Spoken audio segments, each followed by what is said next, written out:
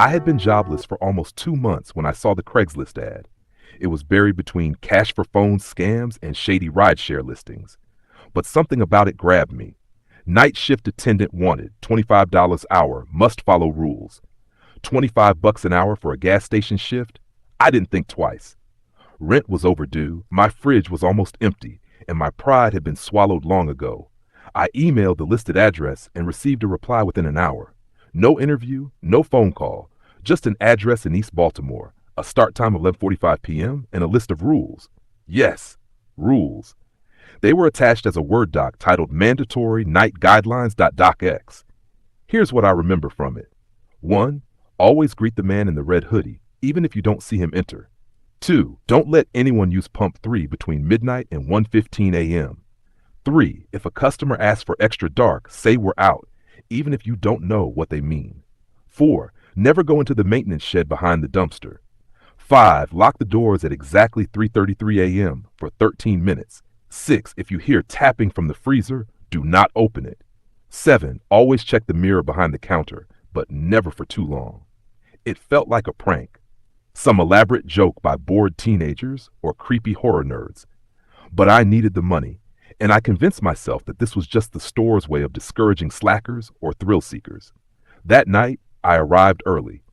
The gas station was smaller than I expected, with flickering neon and only 2 visible pumps.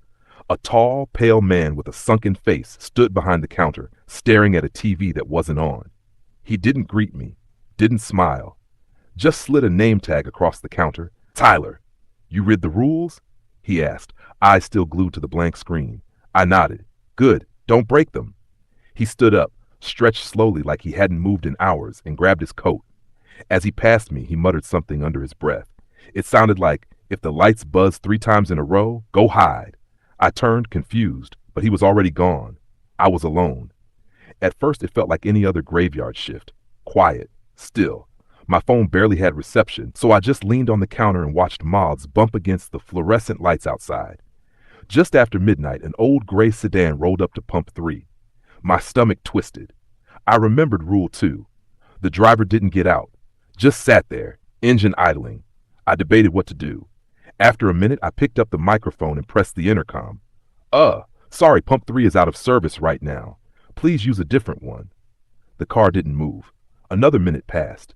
Then, slowly, the driver's window rolled down, but the interior stayed pitch black. I couldn't see the driver at all, just darkness. Do you have it? A voice asked. Not angry, not urgent, just wrong, like it was being played from a cassette that had melted in the sun. Sorry, I said, extra dark.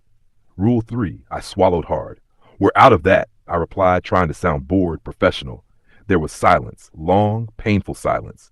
Then the car's engine revved once, and it pulled away into the night. No headlights, no sound of tires on pavement. I stood there, frozen. My heart felt like it was caught in my throat. Was this some elaborate initiation? Just as I tried to shake it off, I heard something faint. Tap, tap, tap. It was coming from the back. The freezer. Rule 6, I didn't move. My legs felt like cinder blocks. I stared at the glass freezer doors in the back of the store. The tapping grew louder, more impatient. Tap, tap, tap. I turned away. The mirror behind the counter caught my eye. I had barely noticed it before. Round, dusty, like the kind in convenience stores to stop shoplifters. I stared into it just out of curiosity and saw myself, but not just myself. In the reflection, someone was standing behind the counter with me. A man, wearing a red hoodie. My body turned ice cold. I whipped around. No one was there. I looked back into the mirror. Gone. I wasn't sure whether to laugh, scream, or quit right there. The clock said 3:32 a.m., 1 minute. I rushed to the front door and turned the bolt. Locked. I counted in my head. 13 minutes. I stood, leaning against the counter, trying not to look at the freezer or the mirror. I thought of Tyler's warning again. If the lights buzz 3 times in a row, go hide. At 3:36, the overhead lights flickered once. Then again and again. Buzz, buzz, buzz. Without thinking, I darted behind the counter and crawled into the cabinet beneath it. It barely fit me, but I managed to pull the door shut. Outside, I heard the front door creak. But I had locked it, hadn't I? Heavy breathing, like something sniffing the air. Wet, animal-like breaths. I squeezed my eyes shut. I don't know how long I stayed there. When I finally crawled out, the sun was rising. The gas station was empty, nothing broken, no signs of a break-in, just silence. At 6 a.m., Tyler walked in. Same blank face, same dead eyes. "Still alive," he said, grabbing the keys from the hook. "Most people don't last the first night." I asked him what the hell all of that was. The rules, the tapping, the red hoodie, the lights. He just shook his head. "You get used to it, or you don't." Then he added something as he walked into the back room. "Tonight will be worse." I still don't know why I went back. Maybe it was the money. Maybe I wanted answers. Or maybe, somewhere deep inside, I knew I'd already passed the point of no return. I had followed the rules, and now I belonged to the night. I should have quit. After that first night, any sane person would have walked away and never looked back. But something about that place had sunk its claws into me. Maybe it was the rules. Maybe it was the money. Maybe it was the look in Tyler's eyes when he said, "Tonight will be worse." I slept most of the day, my dreams full of static and muffled tapping sounds. I kept waking up with the image of that mirror in my head, the man in the red hoodie just standing there, never moving, watching. When night came, I packed a small flashlight, a pocket knife, and a granola bar. Like any of that would help me against whatever that thing was. At exactly 11:45 p.m., I stepped inside the station. Tyler was sitting at the counter with a cup of black coffee, staring at the blank TV screen again. He didn't greet me, didn't even look up. He just sipped his coffee and said, "Rule 8's in effect now." I blinked. There was no Rule 8. There is now. He stood, stretched his shoulders, and pulled on his coat. "What is it?" I asked. "Don't answer the phone after 2:17 a.m. If it rings, let it ring, even if it never stops." With that, he left. I stood there, staring at the door as it slowly eased shut behind him, the tiny bell above it jingling one last time. I was alone again. The first hour passed quietly. I stocked some snacks, cleaned the coffee machine, tried to fix the flickering light near the entrance, gave up when it buzzed angrily and went dark altogether. Midnight came. A family in a minivan stopped by. Normal people, smiling. The mom bought a Coke. The kid picked out a candy bar. It gave me a moment of peace, like maybe last night was just some vivid hallucination, the result of stress and too much caffeine. Then at 12:43 a.m., I looked out at the pumps. Pump 3. The same gray sedan had returned. It was just sitting there again, engine humming softly, no headlights. I pressed the intercom. "Pump 3 is down. Please move to another." Nothing. I repeated it. That's when the window rolled down. Same as last time, complete darkness inside. No face, no movement. Then the voice came, softer this time, like a whisper sliding across broken glass. "Do you have it?" I took a breath. "We're out of that." Another long silence. Then the car's brake lights flared red and it slowly backed out of the lot, this time in reverse the whole way down the road until it vanished into the shadows. I exhaled and shook my head. My hands were trembling. Just as I started calming down, I noticed something strange. A smear. On the glass door to the store. It hadn't been there earlier. I walked over, I leaned in, and saw 5 long streaks, as if someone had run their fingers down the door from top to bottom, leaving behind a sticky, tar-like residue. I cleaned it, tried to pretend it was nothing. But deep down I knew it wasn't. At 2:04 a.m., the lights flickered again, just once. The mirror behind the counter began to rattle, faintly. I stared at it for a moment. Then came a buzzing sound, not from the lights, but from under the counter. The phone, a dusty black landline I hadn't even noticed before. It rang once, then again. Rule 8. Do not answer after 2:17 a.m. But it was only 2:04. Still, I didn't move. I wasn't planning on answering it anyway. But the ringing wouldn't stop. It rang a third time, then a fourth. I counted each one. It rang 14 times before going silent. I stared at the phone for a long time. Then it rang again, this time only once, and the lights in the station went out. Everything. Darkness swallowed me like a wave. I reached for my flashlight, hands fumbling against the edge of the counter. Then I heard it, breathing, behind me. I turned on the flashlight and spun around. No one, but the mirror. The reflection showed him. The red hoodie, standing no more than a few feet behind me, head tilted slightly, hands at his sides. I turned quickly, sweeping the beam of light across the store. Nothing. I aimed the flashlight at the mirror again. He was still there. Closer now. I screamed and dropped the flashlight.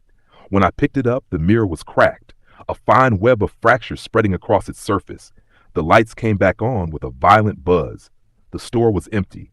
I don't know how long I stood there staring into that cracked glass. Then came the tapping. Freezer aisle. Louder this time. Desperate. Like fingernails against a coffin lid. I backed away and returned to the front counter. The clock read 3:29. I locked the doors again.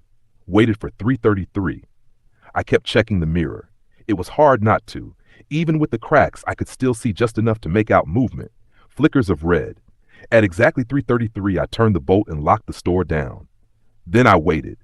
The lights buzzed once, twice, 3 times. I didn't run this time. I stood perfectly still.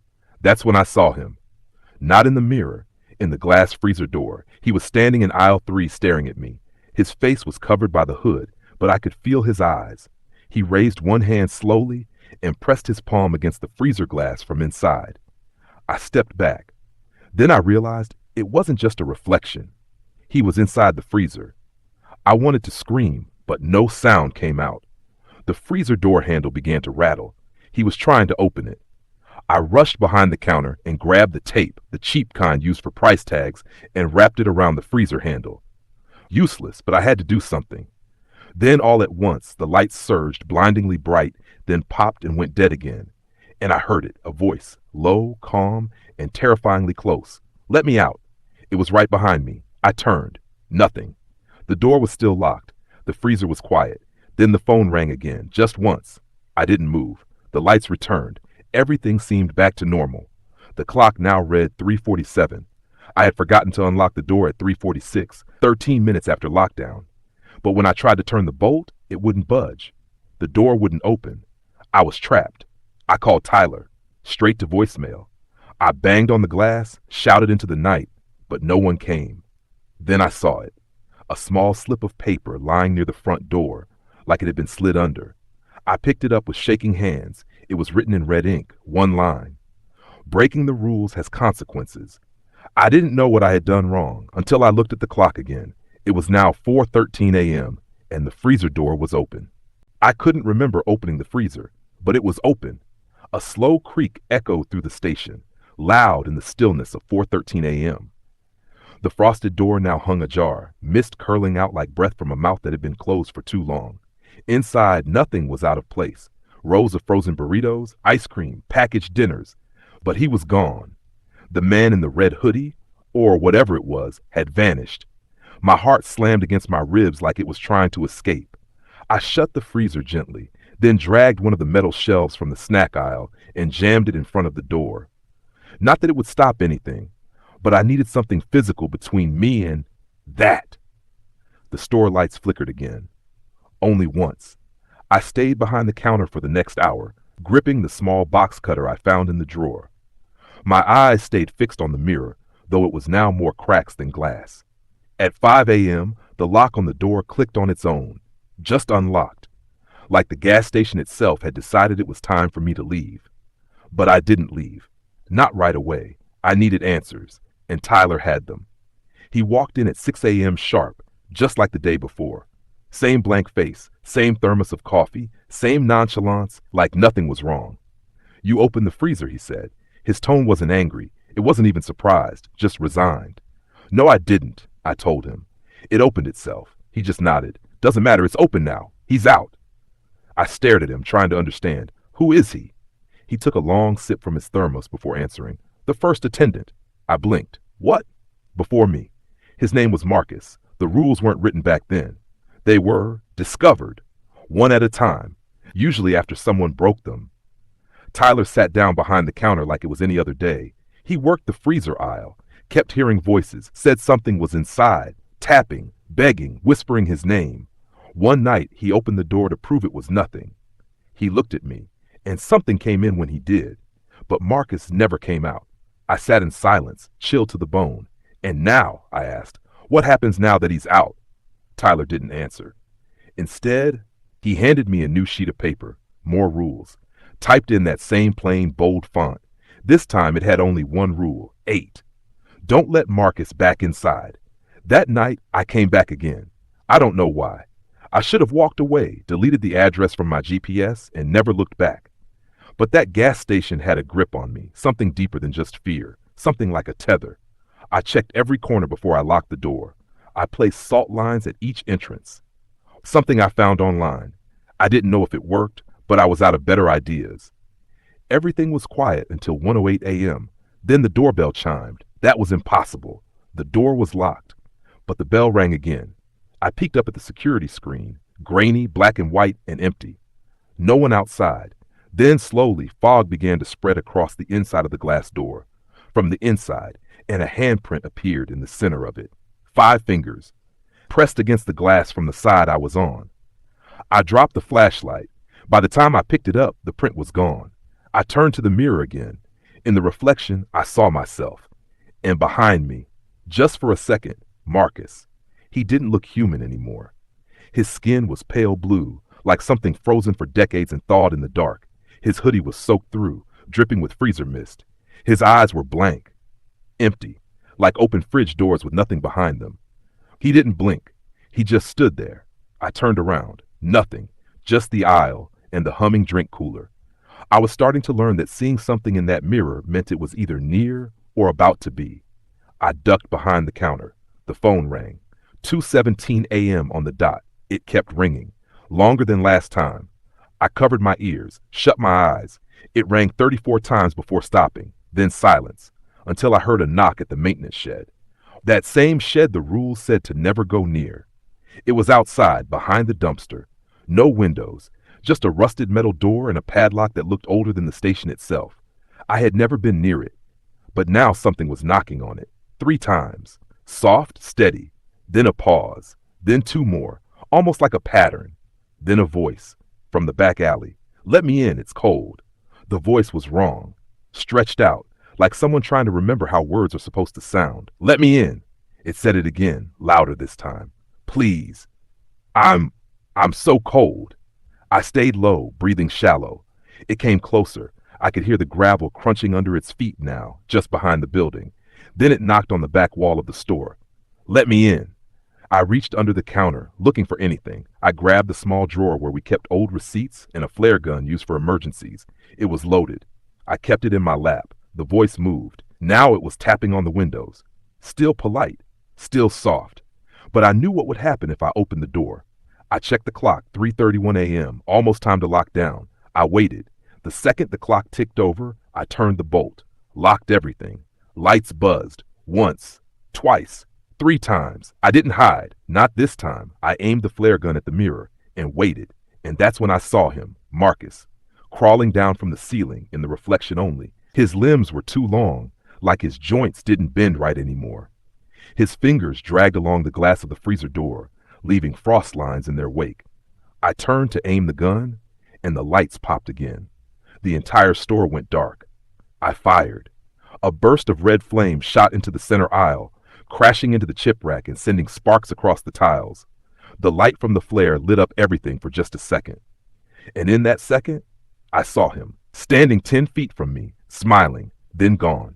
I stood in the glowing smoke of the flare as it hissed and faded. I was alone again. When the lights came back on, the mirrors were shattered. The freezer door was closed. The back of the maintenance shed now had something carved into it, deep scratches, almost like claw marks. 4 words, "Let me in again." I called Tyler when the sun came up. He didn't answer, but he did send a message. 1 sentence, "If he ever gets in, we all lose." I still don't know what that means, but I know this. The rules are changing, and Marcus is learning. I didn't sleep the day after Marcus tried to get in. No matter how heavy my eyelids were, every time I closed them, I saw that red hoodie and those dead, empty eyes staring through the freezer door, or the mirror, or the damn security screen. And that voice, "Let me in." It wasn't just in my ears anymore. It was crawling around the inside of my skull. I called Tyler 5 times that day. No response. He hadn't shown up for his shift either. Something had changed. It was like I had inherited the gas station. Like the curse had shifted from him to me. At 9:41 p.m. my phone buzzed. Unknown number. No caller ID. I hesitated, then picked up. A whisper greeted me. 1 word. "Tonight." The line went dead. I got ready anyway. By 11:30 p.m. I was already inside the station. Something was off from the second I walked in. The air was thicker, heavy with humidity and the faint smell of rotting meat. The freezers buzzed like they were being overloaded, and all the clocks were off, each showing a different time. One read 3:33. Another blinked 12:01. The one behind the counter just said error. A folded piece of paper lay waiting for me on the cash register. No envelope. No signature. Just 3 words written in a thick red marker. One rule left. I turned the paper over. The back was blank, but I understood what it meant.